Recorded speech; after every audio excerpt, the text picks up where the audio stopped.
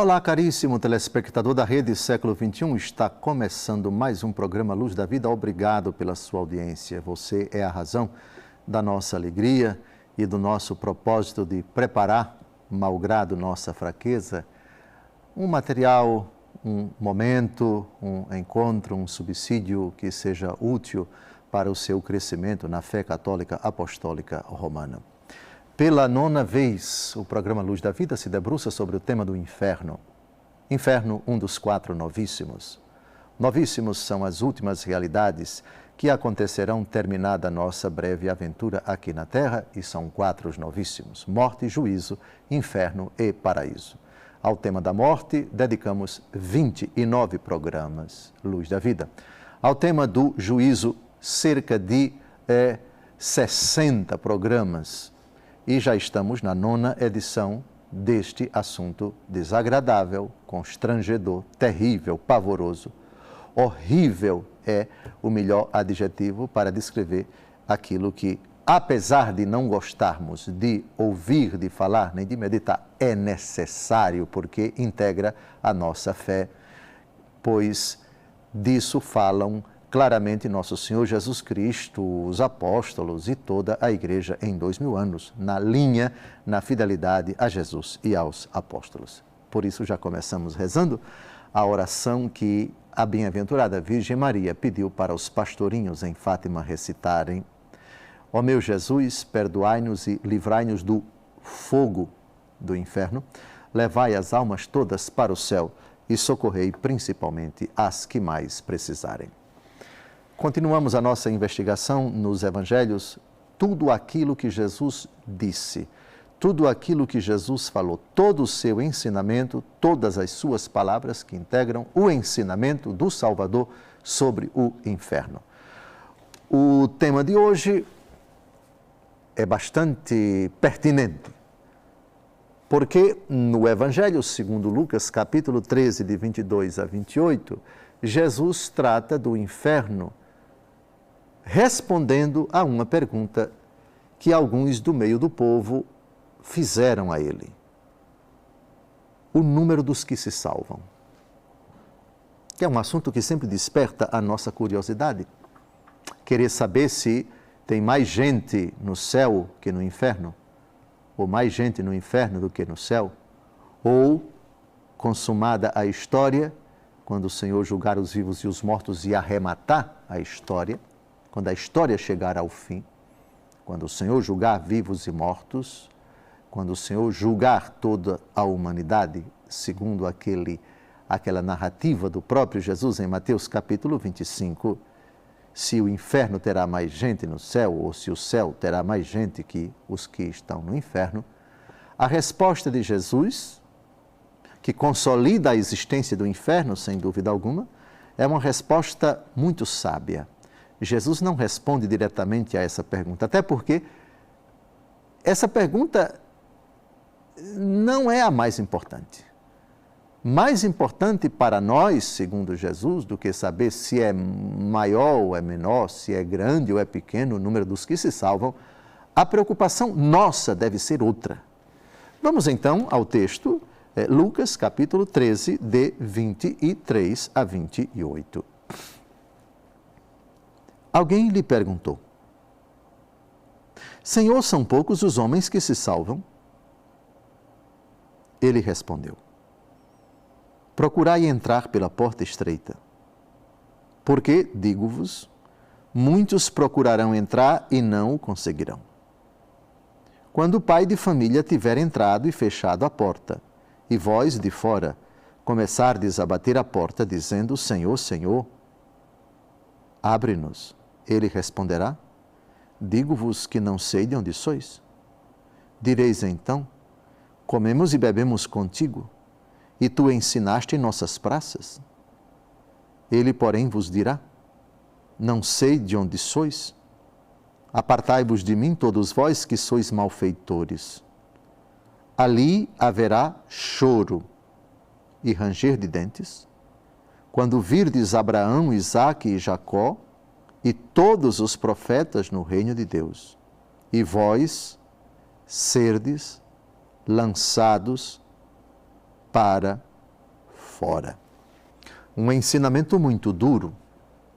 De novo, ninguém pense que Jesus fala raramente do inferno. Também Jesus não fala só sobre o inferno. Então, nem Jesus fala só sobre o inferno, nem Jesus fala raramente do inferno. Jesus fala do inferno. O inferno é recorrente no discurso de Jesus. Aqui, o número dos escolhidos, ele é abordado claramente, explicitamente. Então, são poucos os homens que se salvam? Uma curiosidade que Jesus não atende, não está preocupado em dirimi-la, em mostrar, em responder antecipadamente. Quantos vão para o céu, quantos vão para o inferno? Não é competência dele. Aliás, se ele dissesse, olha, tem mais gente no céu do que no inferno, sabem qual é o resultado mais terrível para a nossa vida? Nós relaxaríamos. Ah, tá vendo? Olha como é fácil chegar lá, porque tem muita gente lá. E se Jesus dissesse que tem pouca gente no céu e muito mais gente no inferno, isso certamente desanimaria muita gente, deixaria muita gente desesperada, já que o céu tem pouca gente e é sinal de que é difícil chegar lá, portanto não é para mim. Logo, eu vou praticar muitos pecados e essa seria uma das muitas mentalidades, das muitas conclusões indevidas, se Jesus respondesse a essa pergunta, se Jesus satisfizesse a curiosidade dessas pessoas. Não tem coisa mais importante sobre esse assunto. Procurai entrar pela porta estreita. Porque digo-vos, muitos procurarão entrar e não o conseguirão. Porta estreita é uma alegoria que Jesus fala a respeito de si. Em João capítulo 10, versículo 9, ele diz, eu sou a porta. Porta estreita. Se Jesus é a porta, por que porta estreita? A porta estreita evoca um espaço bastante reduzido, pelo qual, para passar, exige-se esforço, exige-se sacrifício. Do ponto de vista espiritual, mortificação. Quem quiser me seguir, negue-se a si mesmo, tome a sua cruz todos os dias, porque quem quiser salvar a sua vida vai perdê-la, e quem perder a sua vida por causa de mim vai salvá-la. Porta estreita. O seguimento de Cristo, passar por Cristo, atravessar por Cristo, supõe sofrimento, supõe mortificação, supõe uma longa batalha, uma longa luta contra o demônio, contra as nossas tendências desregradas, supõe perseverança nas provações, nas tribulações. Porta estreita. Mas alguém pode dizer, mas aqui Jesus diz, muitos procurarão entrar e não conseguirão. Todo mundo procura ir para o céu, todo mundo quer ir para o céu e o céu vai se esconder. E a salvação vai ser rejeitada para todo mundo que procura ir para o céu? Não, muitos procurarão entrar pela porta estreita sem querer se desfazer daquilo que impede, daquilo que impossibilita o atravessar a porta estreita. Diríamos, você quer entrar na porta estreita sem conversão? Você quer entrar na porta estreita sem esforço? Você pensa que para chegar ao céu basta você querer? Você pensa que para entrar para o céu, para entrar no céu, Deus é que tem que se sujeitar, se acomodar, se adequar à sua maneira de pensar? Para você não existe pecado, para você não existe mortificação. Na verdade, na sua vida você é o Senhor e não Deus. São os seus pensamentos que prevalecem e não os de Deus. Você está procurando entrar, mas à sua maneira, você tem os seus requisitos, você é que quer que Deus se dobre, Deus se incline, Deus se adeque, Deus seja o seu escravo, Deus faça aquilo que você quer. Você não quer ser repreendido por Ele, você não quer a conversão, você quer continuar nas trevas, você quer levar uma vida sem o seguimento de Cristo, sem abraçar a cruz de Cristo, sem seguir Cristo. Muitos procurarão e não encontrarão. Não basta procurar passar pela porta. Você não vai encontrar essa porta a não ser que você queira, que você aceite as exigências da porta que é Cristo, a estreiteza, porta estreita. Olha, os requisitos são esses. Porta estreita. Os evangelhos têm princípios bem claros, têm princípios bem definidos. O evangelho não é um oba-oba, onde você segue Cristo da sua maneira, faz o que você bem entende, cria o seu seguimento de Cristo bem relaxado, uma vela para Deus, uma vela para o diabo, e assim por diante, alto lá, alto lá. Muitos procurarão e não encontrarão, não conseguirão. Quando o pai de família tiver entrado e fechado a porta, fechar a porta significa não há mais possibilidade de voltar atrás. É a hora da morte. É a hora em que você se apresenta diante de Deus com a estabilidade de sua alma, sem a possibilidade de voltar atrás. Se morreu na graça de Deus, não pecará, não poderá pecar. E se morreu em pecado mortal, não poderá mais se arrepender. A porta fechou. Senhor, Senhor, abre-nos. Não adianta clamar, não adianta chorar, não adianta implorar. Não sei de onde sois. Não no sentido de que Deus ignora, mas no sentido, eu desconheço o pecado com o qual vocês deixaram esta vida. Eu desconheço esse tipo de postura, eu desconheço esse tipo de comportamento. Eu não posso aceitar, não posso concordar, não sei de onde sois. Mas comemos e bebemos contigo e tu ensinaste em nossas praças. Não sei de onde sois. Apartai-vos de mim, todos vós que sois malfeitores. É interessante como o nosso Senhor vai dizer, vai chamá-los não de preguiçosos, mas de malfeitores. Malfeitores é quem faz. Inclusive dentro da igreja, a obra de Deus, mas fizeram mal. Fizeram apegados ao pecado, fizeram mergulhados nas trevas, fizeram não com o sentimento da glória de Deus, mas com o seu próprio sentimento, buscando sua própria glória, permanecendo no apego ao pecado, etc. Está terminando esse primeiro bloco. No segundo, nós vamos dar continuidade a esse evangelho, porque ele vai dizer, ali haverá choro e ranger de dentes. Imagem que é muito cara para Nosso Senhor, para descrever, ainda que de forma cifrada, essa realidade pavorosa, horrenda, chamada de inferno. Repito, o inferno nem é uma obsessão para Jesus. Jesus não fala somente do inferno, ou quase sempre do inferno. Por outro lado, o inferno, nos discursos de Jesus, não é uma coisa rara. Recorrentemente ele aparece. Até o segundo bloco, se Deus quiser.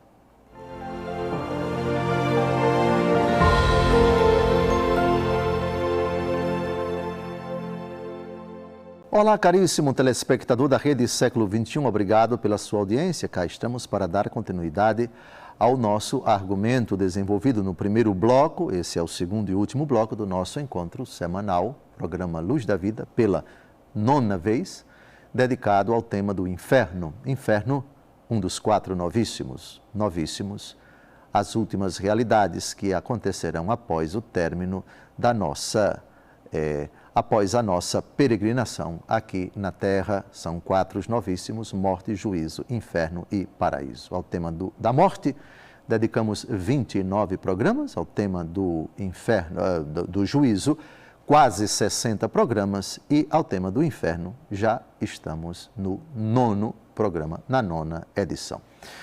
No primeiro bloco, nós refletimos o dito de Jesus em Lucas, capítulo 13, versículos de 23 a 28. Procurai entrar pela porta estreita, porque digo-vos, muitos procurarão entrar e não o conseguirão. Pois bem, agora eu retomo o nosso raciocínio a partir do versículo 25. Quando o pai de família tiver entrado e fechado a porta, e vós de fora começardes a bater a porta, dizendo: Senhor, Senhor, abre-nos. Ele responderá: digo-vos que não sei de onde sois. Não sei de onde sois. Será que com isso o texto está querendo dizer, Jesus está querendo dizer, que Deus não sabe de alguma coisa? Não. Esse dito significa: eu sei, de tudo. Mas o lugar de onde vocês vêm é um lugar que eu não aprovo, com o qual não compactuo, não legitimo. Vocês sempre estiveram onde eu não quis que vocês estivessem. Por iniciativa de vocês, vocês não são de mim, vocês não são da luz, vocês não são da verdade, vocês são das trevas, vocês são do pecado, vocês são de uma postura que eu não aprovo, que eu censuro.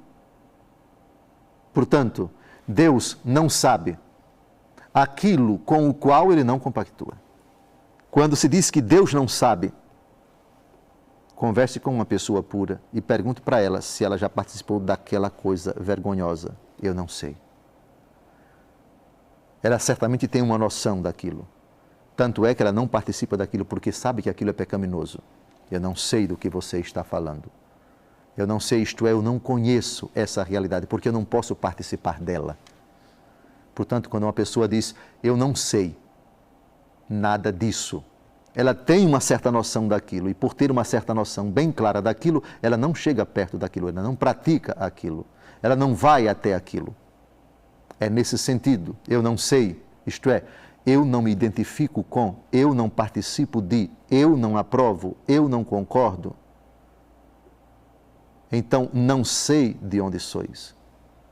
O saber de Deus é incompatível com a ação pecaminosa. Deus não conhece o mal. Deus não pratica o mal. E o conhecer de Deus é o saber de Deus. Portanto, eu não sei de onde sois. Isto é, o mal no qual vocês viveram, eu não posso participar. Nunca participei, nunca conheci, nunca aprovei. Não sei de onde sois. Comemos e bebemos contigo e tu ensinaste em nossas praças. É o argumento para tentar convencer Deus. Não, nós estivemos com o Senhor, fizemos o nosso trabalho, ficamos a serviço do Senhor, esgotamos o nosso tempo pelo Senhor, suamos, demos a vida pelo Senhor. Interessante. O argumento segundo o qual uma pessoa no fim da vida olharia para Deus, eu digo olharia, como possibilidade, não estou afirmando que ninguém fez, ninguém está fazendo ou fará. Senhor, eu dediquei a minha vida para o Senhor, abri creches, hospitais, asilos, fiz evangelização, construí igrejas, etc, etc, etc. Ele, porém, vos dirá, não sei de onde sois, apartai-vos de mim todos, vós que sois malfeitores. O inferno não é para vagabundo. O inferno não é para preguiçoso. Eu ousaria até dizer que se houver, é muito raro no inferno gente preguiçosa. O inferno é cheio de gente trabalhadora, mas que trabalhou mal. Malfeitor.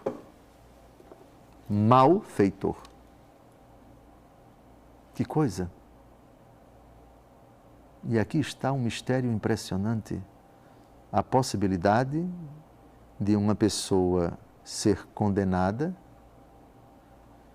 apesar de ter sido instrumento para salvar muitas pessoas.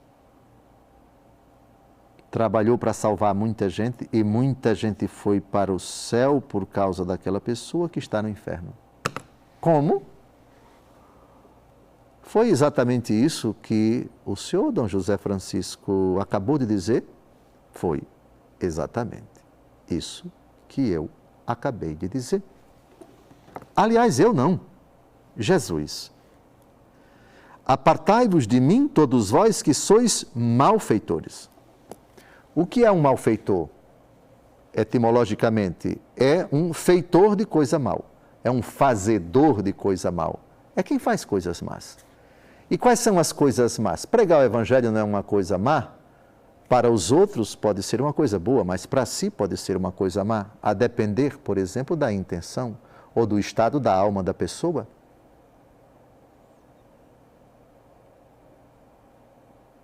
Em Mateus capítulo 5, capítulo 6, versículo 1, nós temos aqui um exemplo de malfeitor. Guardai-vos de fazer vossas boas obras diante dos homens, para serdes vistos por eles. Do contrário, não tereis recompensa junto de vosso Pai que está no céu. Boas obras que nós fazemos ajudam os outros. Mas se as fazemos para sermos vistos por eles, eles têm recompensa, nós não. Isso é o mistério da sabedoria de Deus. Deus se utiliza dos instrumentos para salvar os outros. Mas se a intenção com a qual você faz a boa obra de Deus é uma intenção má, se dentro do seu coração existe o pecado, você está nas trevas, os outros se beneficiam, talvez eles nem saibam da condição do seu coração. Eles recebem a recompensa desfrutando das suas boas obras. Mas você não recebe nenhuma recompensa. Do contrário, não tereis recompensa junto de vosso Pai que está no céu. Malfeitor. Malfeitor.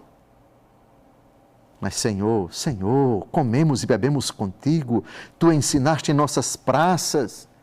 Não adianta recrutar dessa forma, isso é um argumento pífio. Mas a obra não foi boa, tantas pessoas se beneficiaram. Malfeitor. Eu conhecia teu coração. Eu sondava a tua alma.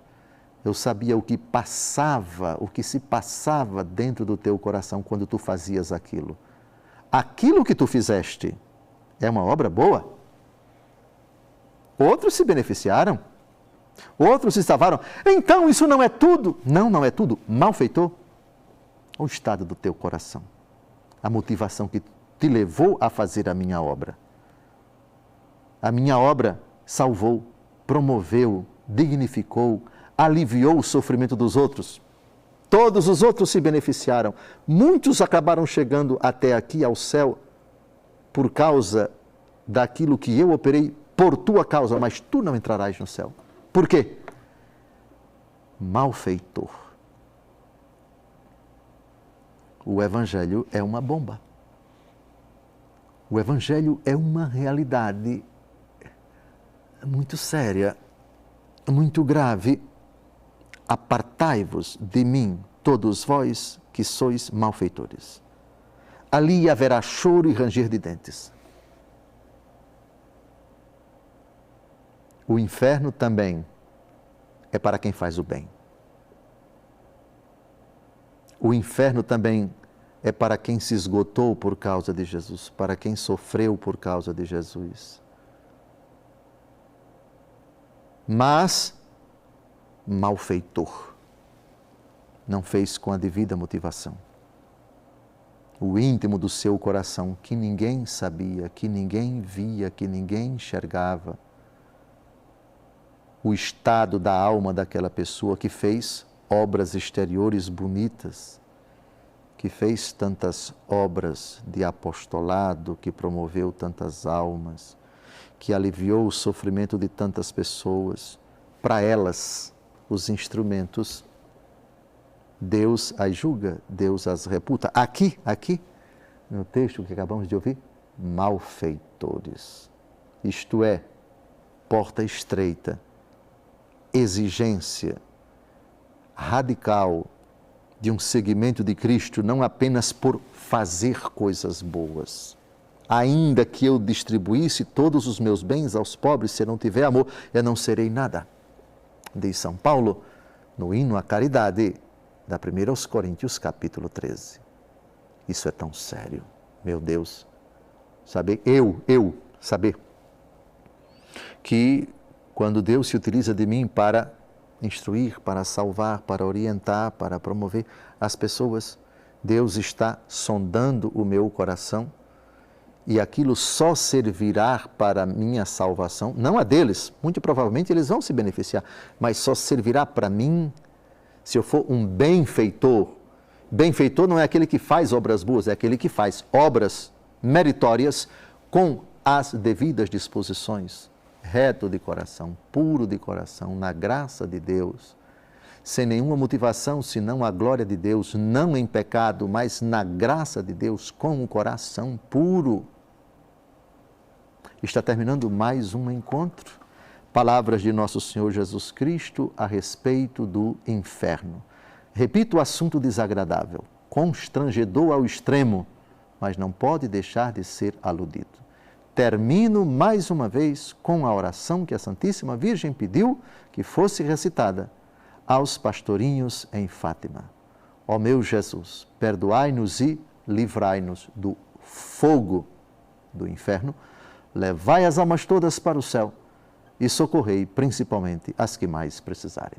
Até o próximo domingo, se Deus quiser, com a 10ª edição desse argumento apavorante. Uma semana abençoada para você.